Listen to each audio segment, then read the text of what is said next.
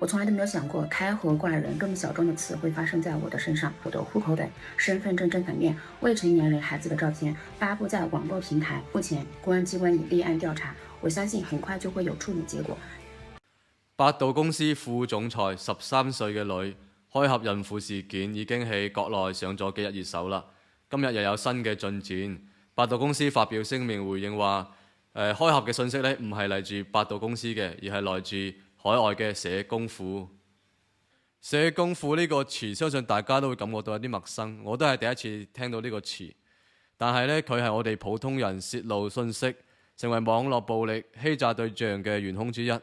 我可以用一個令人毛骨悚然嘅詞嚟替代呢個大家有啲陌生嘅技術詞語，佢就係事實上中國嘅暗網。社工庫全稱為社會工程學數據庫，係一個通過非法手段收集、整理、販賣個人信息嘅數據庫。佢就好似一個無形嘅天眼一樣，窺視住我哋嘅一舉一動。無論係你嘅身份證號碼、家庭住址，定係你嘅購買記錄、社交帳號，甚至係你嘅開房記錄、外賣地址，社工庫都可以一網打盡。更可怕嘅係呢啲信息嘅獲取同埋傳播啊，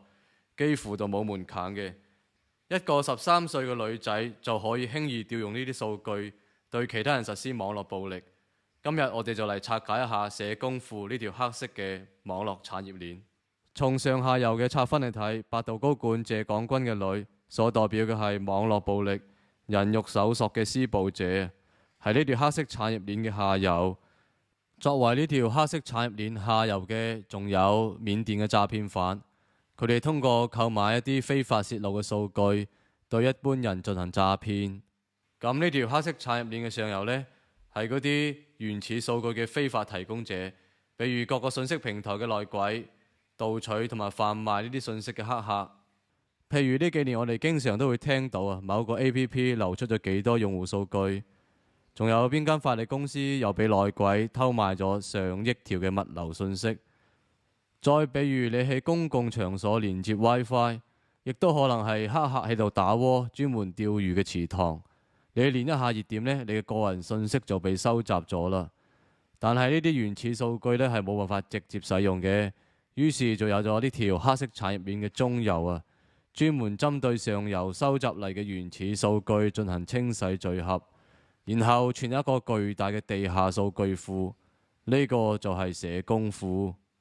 而令人細思極恐嘅係，喺社工庫呢個巨大嘅暗網裏面，你同我嘅數據呢都被切成無數嘅碎片，而呢啲碎片呢都被人明碼標價，然後暗網裏面嘅黑客程序員再將呢啲零碎嘅信息整理重組，就好似完整咁樣拼出你嘅數字分身，再將佢哋出售啊！所以百度副總裁13歲嘅女啊，只用一個手機號碼或者一個網絡 ID，相當於交俾社工庫一個線索，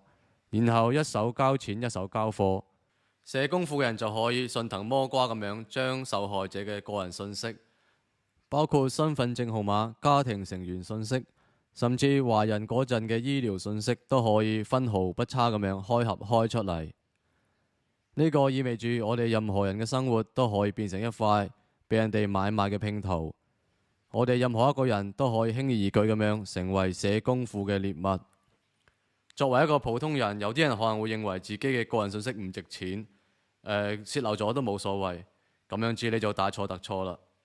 如果你嘅個人信息被泄露咗，不法分子可能會用佢嚟進行借貸、開設帳號、進行詐騙。更嚴重嘅係，可能會喺互聯網上邊對你進行人肉開盒，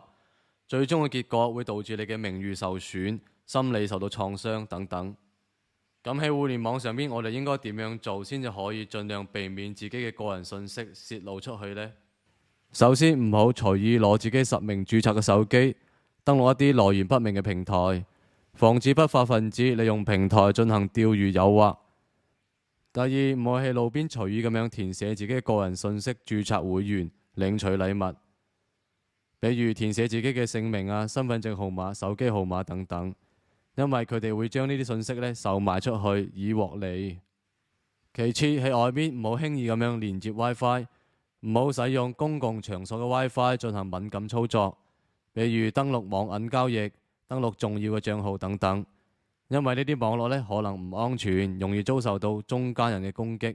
同時咧，冇輕易點擊呢啲不明嘅鏈接，防止惡意軟件嘅感染同埋釣魚攻擊。最後喺上網嘅時候要及時清理瀏覽器上面嘅記錄，處理乾淨個人嘅信息，避免被黑客利用。互聯網社交嘅時候咧，要注意自己嘅帳號密碼，設置複雜而且獨特嘅密碼，並且啟用雙重認證嘅功能，增加黑客破解密碼嘅難度。唔好輕易咁相信互聯網上邊嘅陌生網友啊，對其泄露個人嘅信息，亦都避免喺社交網絡上邊咧隨意咁樣討論個人嘅一啲資料。